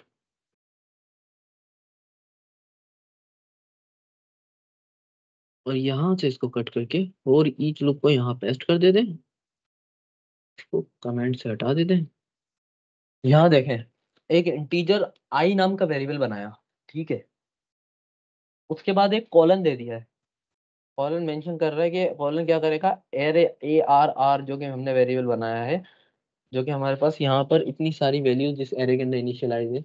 मैंने आपको ये किसी विजुअल रिप्रेजेंटेशन मतलब दिखाई भी थी और आपके दिमाग में ब्रेनस्टॉर्मिंग हो गई होगी कि किस तरह एरे जो है वो इनिशियलाइज होता है मेमोरी के अंदर, किस तरह मेमोरी एलोकेशन होती है। तो एरे जो ये हमने ऊपर मेंशन किया हुआ है, ठीक है, इसमें से आई जो है वो एक एक करके वैल्यू को फैच करेगा ऑटोमेटिकली। आपको जस्ट क्या करना है, आपको डेटा टाइप के साथ वेरिएबल का वेरिएबल लिख देना है, ठीक है। उसके बाद कॉलन देकर और आपको जिस एरे के अंदर से मतलब जिस भी कलेक्शन के अंदर से वैल्यू को फैच करना है आप उस तरह फैच कर लेंगे, ठीक है। जस्ट आप यहाँ पर देखिए कितना फर्क है, यहाँ पे आपको कितना मतलब लॉजिक लगाना पड़ा, इनिशियलाइज, फिर लेंथ से कम, फिर अपडेशन, उसके बाद आपको एरे ऑफ आई प्रिंट करना है। लेकिन यहाँ पर जस्ट क्या है, एक एक करके एरे की वैल्यूज को ये आई के अंदर स्टोर कराएगा और एक एक करके प्रिंट करता जाएगा। आपको जस्ट ये 2 वर्ड्स लिखने हैं।